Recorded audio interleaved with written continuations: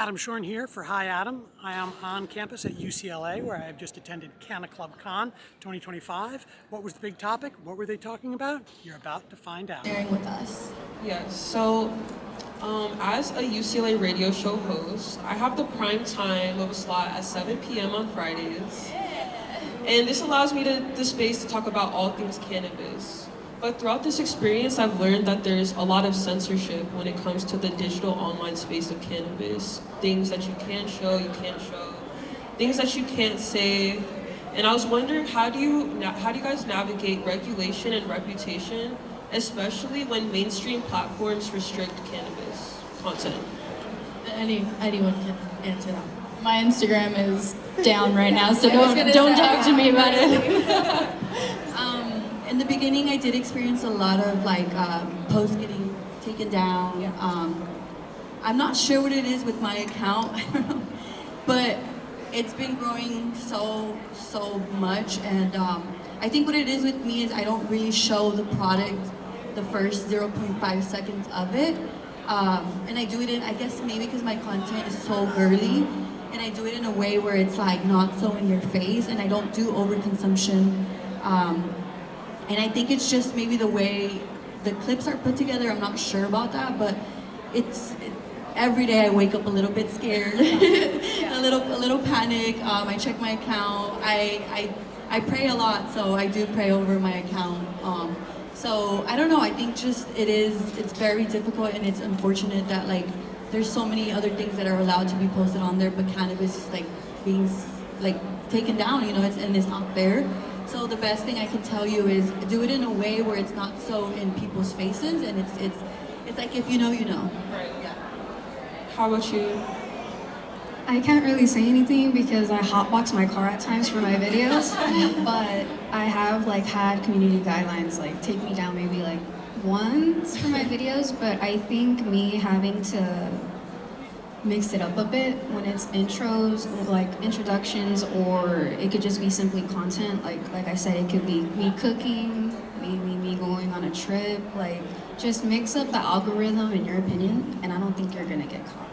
Or you can always think about using weed in more of a playful way. Maybe you could bump up the speed so they can't tell what you're actually doing.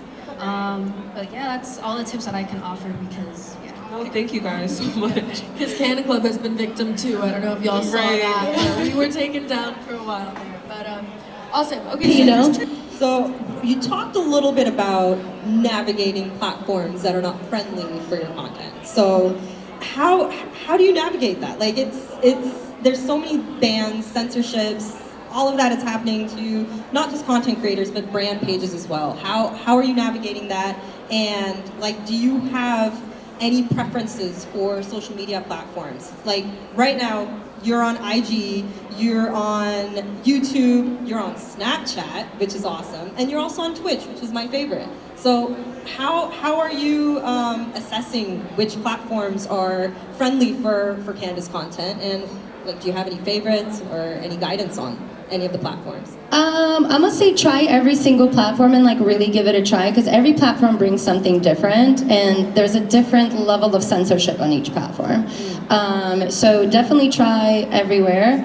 The best advice that I could give is you're gonna figure out that you have to stop swimming upstream. What that means is a lot of the time we're used to a certain thing. I'm used to my type of content. You go on my Instagram right now and be honest with you, not the type of content I thought my page would turn into. But when you keep doing what you want to do and the page keeps going down, the content keeps going down, or it's not working out, you have to shift. And I know a lot of us don't like that. It's not always fun because this is me and represents me, and that's great.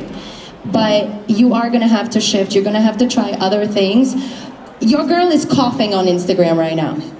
10 years ago, you showed the weed, you showed the stuff, you showed the product, and now it's what might work for one person and their platform and their page might not work for you. So you just gotta be willing to try a few different things, but with that comes starting from zero. So you gotta kind of understand you could be huge on one platform, and then you have to start from zero. For me, that was Twitch. I'll be honest, honest, it was a little hard. Going from Instagram Lives, like 1,500 people chilling in there with me, sometimes just rolling a blunt, and then starting on like Twitch, and it's like 35 people in here, you know? And you're gonna have to build it, and that's why it's so important that you love it, that it's something that fulfills you, because if you're doing it for the numbers, whether it's the financial numbers or the numbers of people that are watching you, you're gonna feel like you're failing sometimes, because there's new people popping up all the time, and a new face is always going to catch attention, especially when you got the energy of like, I'm happy to be here versus I need to do this.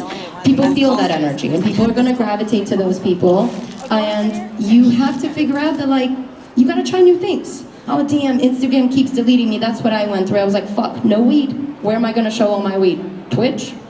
You want to see the weed? Come to Twitch. You don't want to come to see Twitch? You get to see the coughing. Like that's all I can post here. I wish I could show you my pounds, or whatever might grow, but you can't. So you're adapting. You're adapting, Yeah. and like you're like, of course you have to follow whatever policies are per social media platform, but For sure.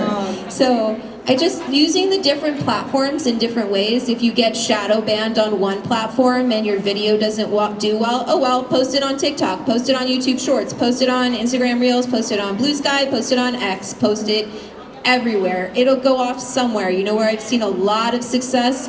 Facebook. That's who really wants to learn.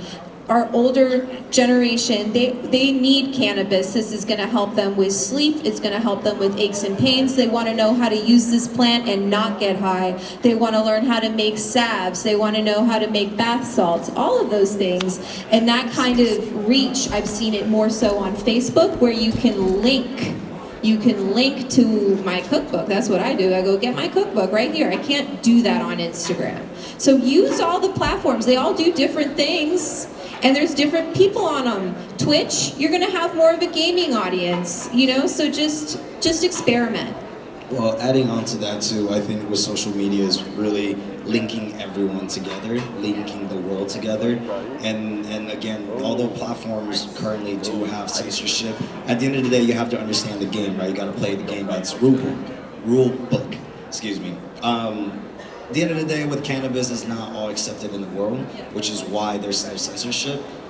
But there's a lot of work around that, right? Because there is a lot of places that are legal, right? So if you are, like for example, Twitch are great because Twitch is great because Twitch allows you to do that in places that are legal, right? So they are not really censoring everybody based off of just because of this one thing, but more so situations on where you are and stuff, which is amazing. I think every platform should really take on that.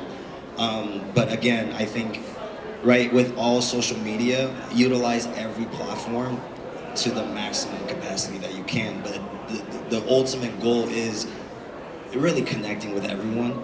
Tell me about the censorship, because that was a theme that was here in four of the 5 things. But you also said Canna Club has suffered a little bit of censorship. Yeah, totally. We definitely have struggled in the past with Instagram and Meta, and specifically for just using the word cannabis, even just in our posts, when we have it on flyers, even when we're talking about educational conversations about cannabis, it will take us down. And this post in specific that was the one that got us taken down by Meta was a grow facility tour that we did with our students, where we were actually able to field trip students over into Chatsworth, and we had, with Green Label, we were able to tour their facility, learn about packaging, product distribution, all of that. And unfortunately, when we shared the memories of that on Instagram, we were taken down. And that was under the guise of, even though we do all the measures, the not for sale, educational purposes, which is true, they still took us down. And so it's definitely something that most cannabis companies, brands, influencers struggle with, and it's very frustrating that we're not really able to have an open discussion about these things. Were you surprised that 4 of the 5 panel discussions that had some mention of censorship? Yeah, I mean, it's really frustrating to see that it goes into literally every aspect. You have it in content creation, you have it in professional content creation, you have it in industry brands, their pages being down. Chloe from Cake, her page is active. So it's definitely frustrating because you can't promote yourself, you can't promote your brand, so it's very harmful and detrimental to creators. Oh man, censorship is the main unfortunate challenge in cannabis. campus right now. And we were worried about that over here on campus, but thankfully the campus is not acting in the same way social media platforms are. So thank you to UCLA administration.